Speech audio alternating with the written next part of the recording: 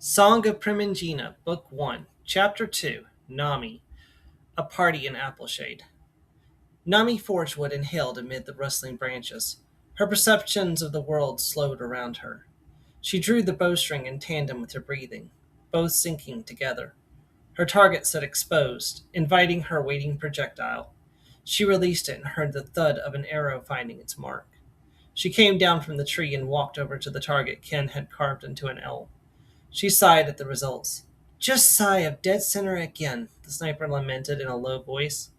Was hoping by now I'd be able to pull more bullseyes. She shook her head, tempted to keep trying until she got her bullseye. She was aware if she heeded that urge, her aim would only get worse. How many days had she whiled away countless hours of frustration at her inability to hit the center? Ken, always the voice of reason to her ire, had pointed out that she was often exhausted by that point as well.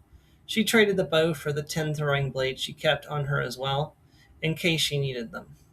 She moved back to the edge of their effective range, whirled and tossed. 3 blades drove into the tree. The other 7 followed at a pace of 1 every 6 seconds. Once she had tossed the last blade, Nami leaned back and smiled at the letter N she had made with them. Gammy will be proud, she smirked in pleasure at the thought, and then turned to a small basket, waiting for her on a stump.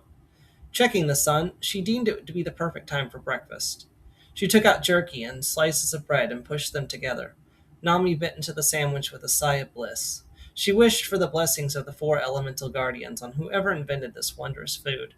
She managed to get one more mouthful before she heard a faint sound on the path from her home. Nami's heart skipped a beat, and then she quickly and then quickened as she caught a glimpse of Ken coming towards their special place. A few minutes later, Ken emerged into the clearing proper and waved. Nami couldn't stop her eye from caressing his form. Clad in a leather tunic and pants to match her own, even a glimpse of him sent her heart racing, like always. A little short, a little shorter than average use, or a little shorter than local use their age, Ken was also a lighter build. This also meant she was a couple of inches shorter than him. His hair was brown, something also rare among the village boys. It was his eyes that captivated Nami the most. Sure, most of the inhabitants of Phoenix had glowing eyes. It was a common trait. Each tribe had their own color and region. But Ken's eyes were different, silver so light they were almost white. She knew her own eyes glowed like a blue sapphire, the color of the sky. The difference between the 2 shades was so vast it was mind-boggling to her. His nose was longer than hers. Then she stopped on her favorite feature of Ken, a scar on his temple that he had got during their childhood. The scar had healed into the shape of a small cross. Make a sketch, that teasing came to interrupt her examination. It'll last longer. Ken told her with a lopsided grin. Don't need a sketch, Nami declared. I have the real thing after all. Ken finished crossing the distance to stand before her and lean down, his face right next to hers, always. His lips met hers for a moment. Even a short kiss from Ken sent her body into waves of dizziness. She responded before he pulled back, her kiss light. He broke their kiss, leaving her dazed. His scent surrounded her, ash from the forge and lavender from soap mixed as one. In her enraptured state, she was not prepared to stop her paramour from taking a bite of her sandwich. It took a full minute for her to register what he had done, and then she puffed up her cheeks. You took a bite of my sandwich, she protested. It was right there, and your defenses were down, Ken sighed. You know what Gammy would have done if she caught you like that. A bite of your food is small. Plus you're cute when you make that face. He cupped her still puffed cheek, and Nami felt herself deflate in defeat. He always knew how to play her, and she was not surprised. They had always been together. She leaned her cheek into his hand. It's the day before, isn't it? She asked in disbelief, and Ken nodded, turning grave. It's been a long time coming, but it is tomorrow. He leaned back and looked up at the blue sky wistfully. The start of our real adventures. Seems like yesterday we were discussing this for the first time. Remember, while watching the comet? Nami beamed at the memory. I know, it's been 8 years since that night. The night we decided to be adventurers once we grew up. A little early to celebrate, though, Ken smirked at his partner. We've got the ordeal before us, and then we'll be free to seek out that dream. Nami blushed as she recalled. Right. Still, I would consider this a taste of what is to come, she declared with a confident aura that seemed to soften the slight edge in Ken's features. She reached over and caressed his cheek. His hand came up to hold hers in place as he looked off into the distance again. You're right, this is the start of our adventures. New places to see and people to help. Looks like we finally outgrown this place. Tears pricked her eyes at the thought. Yep, there's a whole continent to explore. That's the cool part about becoming adventurers. But let's make a pact. When we get married, it'll be here, in this clearing, our special place. Her heart did a flip as a sappy look crossed his face. That means sharing our love nest with our family and friends. You sure you want to invite others to our sanctuary? Nami rose and moved so she sat on his lap facing him. Only one time. As soon as the ceremonies are over, we'll kick them out of here. Deal, her partner laughed. They cuddled, enjoying each other's company. They felt the last hours of their time together in the grove tick away. When they departed, they didn't leave sad. In her bones, she could feel the call to wander, to see what lay over the next horizon. They would walk the land and meet many new people and see even more amazing places. The next time they returned here, it would be for the happiest day of their lives.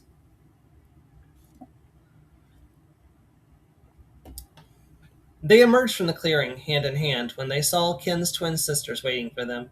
The girls wore matching dresses, one red, one yellow. They had copper orange hair and blazing red eyes. Their hair was braided into a single long braid each. Each had theirs hanging down a different shoulder. The girls waved at the couple as they approached. They were on the short side, even for kids their age, with rosy cheeks and sharp noses amplifying their cuteness. The girls had turned 10 a few weeks ago, and who knew what mischief they were up to? The air carried their scent to Nami. They smelled of honey today. Hey, Kin! Hey, Nami! Kita, wearing the yellow dress, called out. Nami had trouble telling the twins apart on a good day. Kin could always tell which one was which, so he was good at covering for her. She grinned as she thought of how doting a big brother he was. Hey, Kita, he responded to the sister who held him, and then looked at the other. Kisa, what are you two up to? The girls grinned in unison, and their usually impish but cute way as Kisa replied, Heading to the village. Mama said we were to collect you two when you came back and head over together. Kisa smirked at her twin's words. Nami looked Kin in the eyes and saw him doing the same. They were surprised that the village was gathering today. This was not a festival or holiday, after all. The twins giggled and circled behind the young couple. Kisa pushed Kin's back and Kita pushed Nami's. Come on, they sang together. You don't want to be late. Nami wanted to put up a token resistance, but Kisa and Kita were like sisters to her. She was quite besotted with the rotten pair. Not as much as Kin, though, she reflected with a smirk as Kisa pushed her brother down the trail. Fine, Kin said. We'll go already. He took Nami's hand and pulled her alongside him as they walked. Better keep up, Squirts. They say Delwolves like to target young children without adult supervision. The girls huffed at the teasing, and with good reason. Delwolves were beasts with deep red pelts that stood taller than a person. They could also breathe fire from their mouths. Nami, of course, had heard the same stories as a child to keep her close to the house. It had about as much effect on her as it did on the twins. No one in living memory had seen one of the legendary Delwolves. Even if they had, they wouldn't live up to the reputation the stories granted them. Kin winked at them.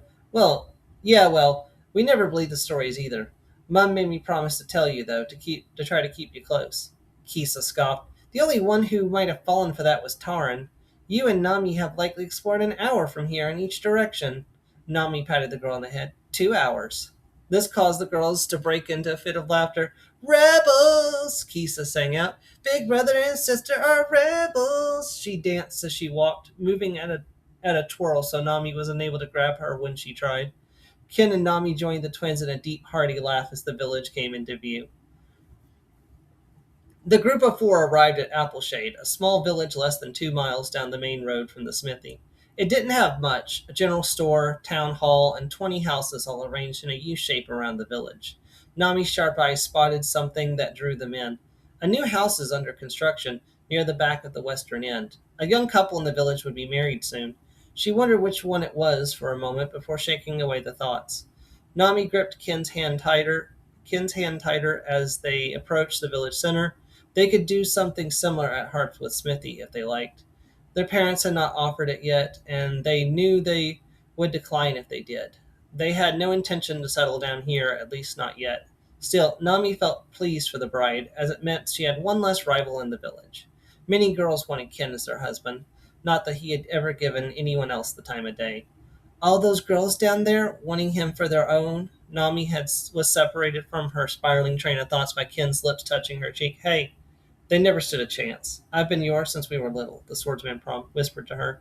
Nami blushed and laid her head on Ken's shoulder, not realizing he would hear her. I know. Hold on, that doesn't make sense. Not realizing he would. Not realizing he would. I'm gonna have to look at that. Okay. Uh, Carry on. Not realizing that he would hear her. I know. I wish they would accept defeat already. He chuckled in his warm way that made her heart race. They will soon. Girls our age don't want to stay single for long to chase after a claimed man. I suspect that by the time we're back, they will have coupled up or moved on. Nami frowned, a playful one. When did you get so insightful about the female mind? Since you asked me to marry you when we grow up, Ken whispered back, leading into her hair as the words left his mouth. Nami quivered, her heart beating faster. Ken and Nami sitting in a tree, the twins teased. Kissing. Shut it, Nami cried weakly from her place beside Ken. She didn't have the heart to combat the twins while intoxicated by his presence. I swear, leave you two alone for a moment, and then you end up like that, a voice said from the massive apple tree that grew in the center of the village. The apples were a fiery crimson and orange color. Everyone loved the ancient tree just for that. Within the branches sat a short, olive skinned woman wearing leather. Despite her adulthood, she looked younger than the 18-year-old Nami. Her hair was a deep sable, and her eyes shone like green emeralds. Nami felt Ken's switch flip from his floaty, lovely mode to battle mode. The woman jumped from the tree and tossed a wooden dagger at him. Ken's sword flew from its scabbard and cut the weapon down from the air right before it could hit him in the face. Hey, Ken complained. That was a cheap shot, Gami. The master knife thrower landed in a crouch and rose, agile like a cat. Oh, please, if you couldn't block a blow like that, you wouldn't deserve to be Nami's white knight. He groaned. I'm not a knight.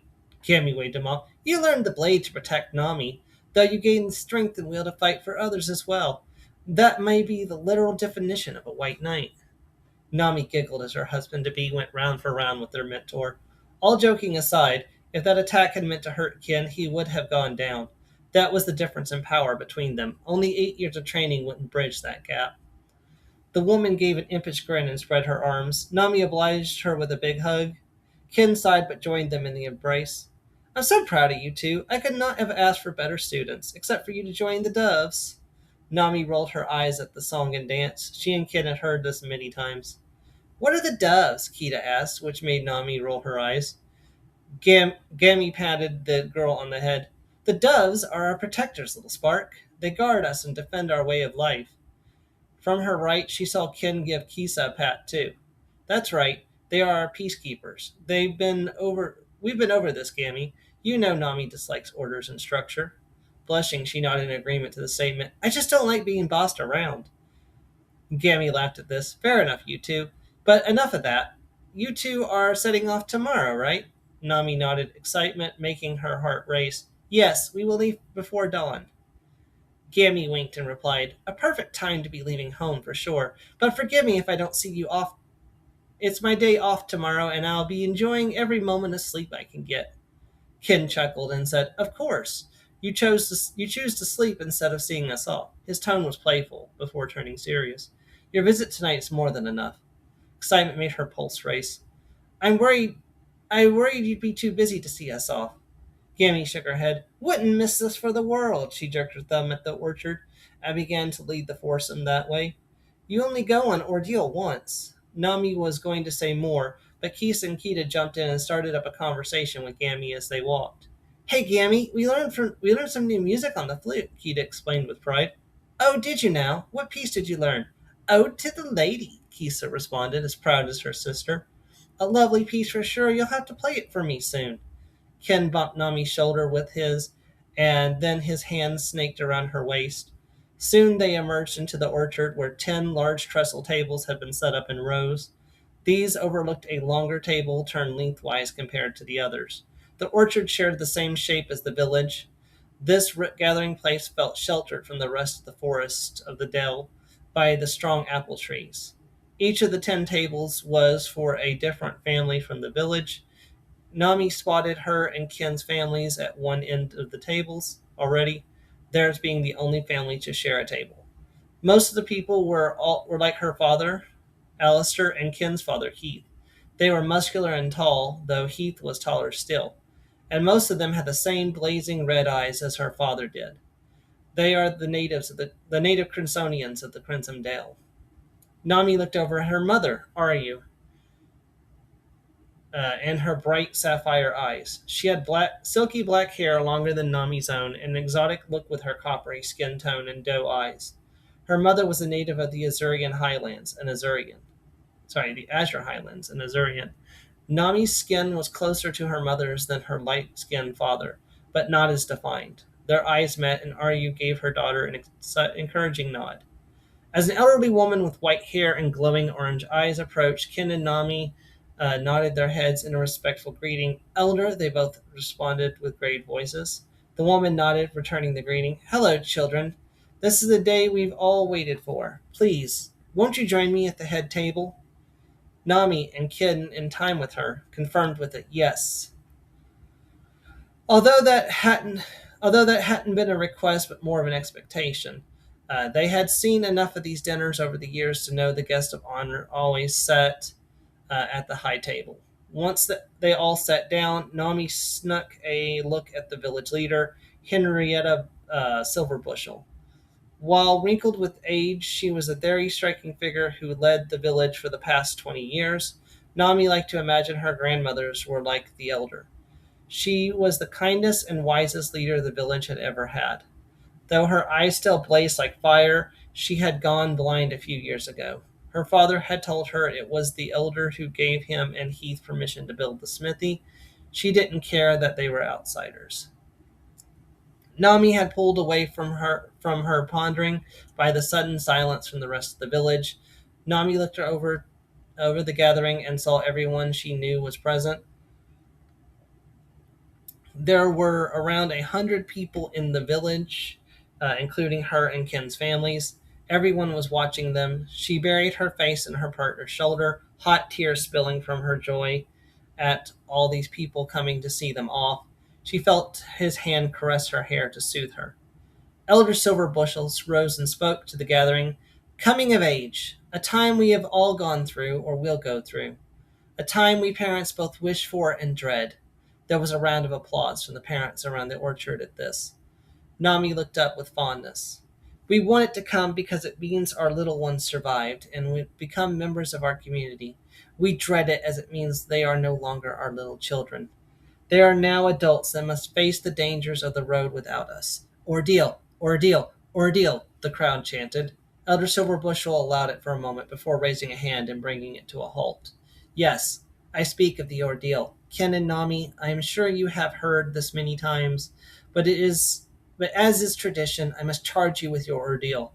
Are you ready to receive your commission, your first as grown man and woman? Nami felt Ken grip her hand as they both stood up, and she felt emboldened with him next to her. I am, she declared with a determined expression on her face. She heard her partner give the same response. Elder Silverbushel raised her arms. Then we have an accord. Children of the Forge, you will head southeast, following the road to Crater City, the place where we Crimsonians first settled when we came to the Dale. There, you are to go to the Temple of Ragnas, the guardian lion of fire, and pray. He will challenge you to gain his favor. Complete his challenge and earn his favor, and then return here. Once you have completed this task, you will join the community and choose your path in life. Nami's throat tightened. Why, though, she was unsure. Had she not longed for this, all to get to the goal she and Ken had agreed to that starry night 8 years ago? This, too, was a testament to the power that the elder Silverbushel's words held. Nami looked over at Ken, and to her surprise, he, too, wore a grave expression and was not elated as usual. The elder embraced Ken first and whispered something to the swordsman, and then came over to whisper in her ear. You are as precious to me as my grandchildren, Nami Forgewood. Make sure you and your man come home safe. Nami nodded, and she cried into the elder's shoulder. The older woman gave her a tender look and soothed her until Nami's tears ended. Everyone in the crowd grinned as they watched, completely in love with their elder as usual. Once Nami calmed down, she returned to holding Ken's hand. Elder Silverbushel continued her speech. We, the Phoenixes, do this to honor the guardians of our people. And while this mission is to honor Ragnus, we must offer respect to the guardians of their mothers as well. Everyone, a toast to Lord Ragnus the Fire Lion, Lord Voxus the Air Eagle, and Lady Limu the Earth Elk. The village leader raised her cold cider high, joined by the village at the tables. Nami spotted Gammy raising her glass and muttering, Lady Oria the Water Dolphin, as she did so. Nami and Kin raised their glasses as well, and as one, the gathered crowd drank to their elemental protectors. Dinner was a lively affair with a wide variety of dishes to choose from.